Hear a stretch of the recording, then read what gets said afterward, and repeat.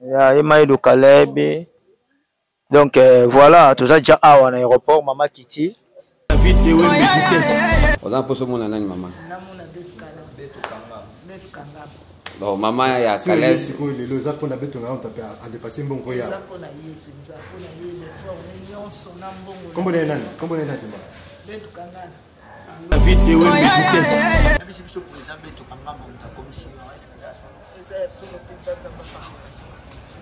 merci beaucoup.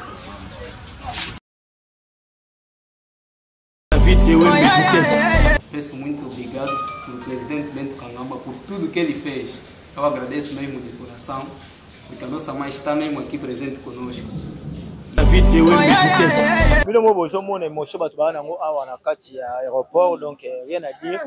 Na bangolais nyonso bandeko nyonso tozawa émotion bayoki ke Maman Caleb yo bandimaki te. Merci beaucoup na président Bento Kangamba na nyonso sali pour la vidéo est pour le moment plan na ça programme pour na komika lelo solo li pena bana te na yebi pe programme te kala kana bino ba mpaye makambo nyonso eleki na sala ki donc faut ba banda ko nsenga yango ba banda ko nsenga bo doué parce que la vidéo est sala na ekito ko penda o ya sala ya mwina no ba na bino ke na sana posala mona yibu discours na biso. Vous avez un peu ce mot à prophète Ben Samuel. O profeta.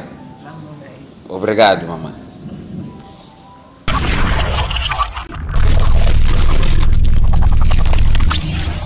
Bonne nuit, bonsoir. Basolo balabala. Nega to yebisa bino bo biso confiance. Toza awa na aéroport. Donc to yeba pour na arriver ya maman ya Caleb. Garçon babomaki na Petrongol. Biso to yebi. O salaki impact na réseaux sociaux. Bangolais tout ba yebi. Biso nyos to yebi. Donc toza awa maman zo kita déjà dans 5 minutes. Le coup là to yebisa bino rebo pia biso confiance.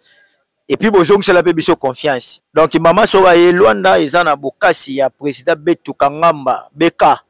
Point pas grande donc biso bangolais nos toyebi donc na bokasté na ye alinga ke mama koma awa pa mona place bakundaki mwana na ye donc intégralité nyon surtout ya masolo balabala ndenge mama zo kita ndenge mama ko kende ko kutana na president toza pena na bino yango toyebisa bino bo pe biso confiance omoni ke awa na ngola to kaka biso donc lelo naza na mwa casquette ya ko osala nde nazosala boye David Wembe masola balabala donc toza awa na aéroport toza na Hervé Katangala toza na Philin Tambwe Koyi le jeune manager Hervé Katangala donc président Bento Kangamba pe confiance mama ya to moni pe mama komi donc biso nyonso kala te toyebi ke so mama qui tient intégralité nyonso tourne bozala pena patient masola balabala toza le seul et l'unique o ba wewe ya awa po o ba tout ba ya te donc David Wembe na yebi ke on est ensemble tozo continuer tozo kota tina kati et puis voilà.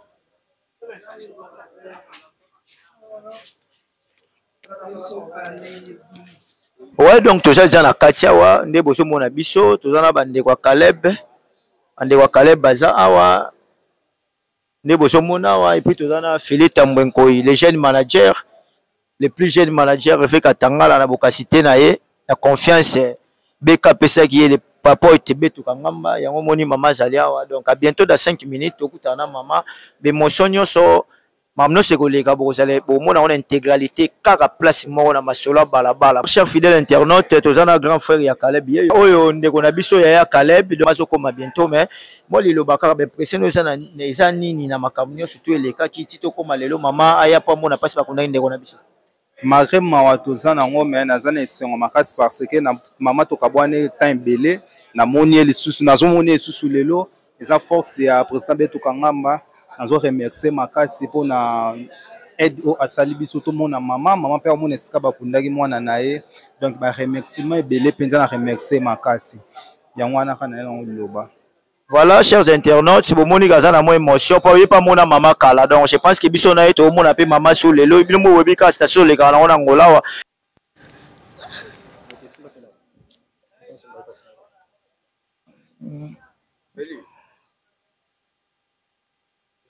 Vous comprendre l'émotion maman zanango maman Caleb yeyo auto kita sikoyo tozana maman OK tozana maman ya Caleb bino omoni nde bato bazo yamba ye lisolo salaki pasi na ngola mobimba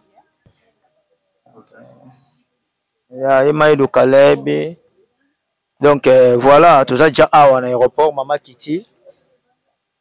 Maman, bonsoir. Papa. Tu as une émotion, mais tu as une émotion.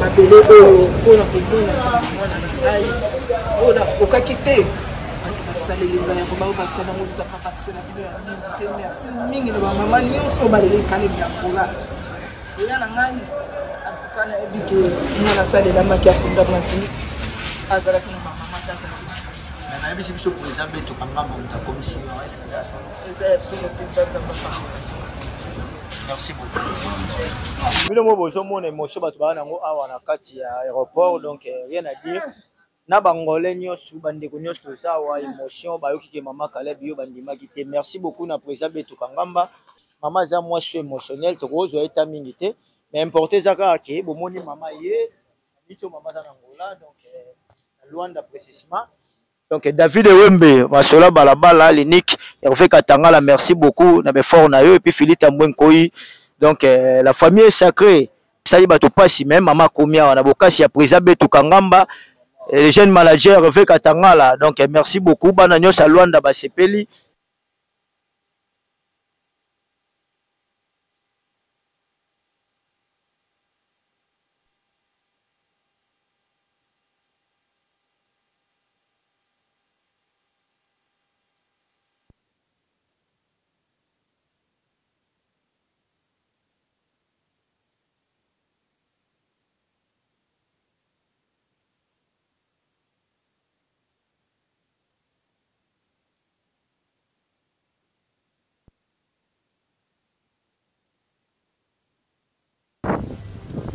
David Wembe Masola Balabala tout ça na Betrango.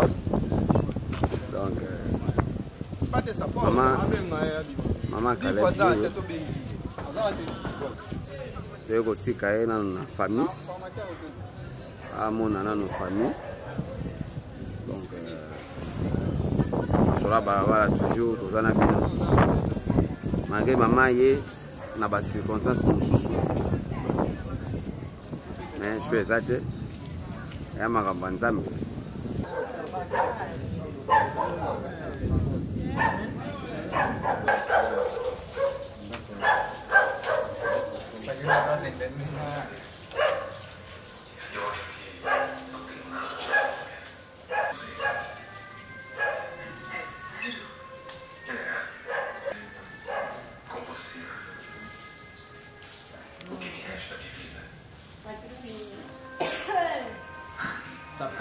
En tout cas, président de Kalaba, nazo kumsaka nzambe pe nazo pambola nyonso na openza sali donc nayebite pour passer za koto yo esengo za koto yo mpona ye donc nzambe mpenza pambola ye ntina komi awa na nyatina bele oyo mpona baposa na ngai nazalaki nango eza mpona ye mpenza en tout cas effort nyonso oyo asali nzambe apambola oza mposo mona nani mama namona Beto Kangaba. Donc maman ya Caleb siko lelo za pona Beto nga on tape a dépasser mbongo ya eza mpona ye mpenza mpona ye l'effort nyonso na mbongo kombo na nani Beto Kangaba. ba programme no eza ndenge nini awa mama ndenge oye ba programme no eza ndenge nini pour le moment pe naza sans programme po nakomi ka lelo nasololi mpe na bana te nayebi mpe programme te talaka na bino ba mopaya makambo nyonso eleki awa nazalaki te donc fo babanda kononsenga yango babanda kononsenga botokoyeba Eu agradeço ao presidente Beto Kangamba pelo tudo que fez para a nossa mãe chegar até aqui. A nossa mãe tinha lutado, fazer a força dela para chegar até aqui, mas não tinha dado certo. Quando o presidente, o Beto Kangamba pegou a viagem da nossa mãe na mão dele, e é que a nossa mãe conseguiu chegar até aqui onde que ela está. Pela informação, não temos ainda informação para dar, porque a gente tem que sentar e conversar com a mãe e lhe explicar como que o funeral do Caleb passou. Depois, aí vamos anunciar como é que vamos caminhar com a mamãe. É só isso. Realmente agradeço o presidente Beto Kangamba por tudo que ele fez. Só de ver a nossa mãe aqui já nos traga muita felicidade. Estamos tristes e ao mesmo tempo estamos felizes porque perdemos o Caleb, mas estamos aqui com a nossa mãe. peço muito obrigado para o presidente Bento Kangamba por tudo que ele fez. Eu agradeço mesmo de coração, porque a nossa mãe está mesmo aqui presente conosco. E sobre a informação, conforme é que nós vamos visitar o túmulo do Caleb, isso aqui vamos conversar entre a família, porque a família do pai está aqui, também a mãe, como já chegou, vamos organizar tudo, vamos agendar um dia. E tudo que vai se passar aqui, como vamos ficar com a mãe, vamos fazer uma reunião, vamos passar a informação no presidente Bento Kangamba. Ama conhece bem Samuel? Oyebi ndenge nini? nayebi nakomona boye nao namoni ete nao namoni ete me namoni na présence nene misala na ye kitoko ya sala misala na ye kitoko mpenza oyo ya sala yango moi nalobai na bino ke naza na mposa namona ye discours na biso oza mpe na mposa omona prophète Ben Samuel, o profeta. Obrigado, mamãe.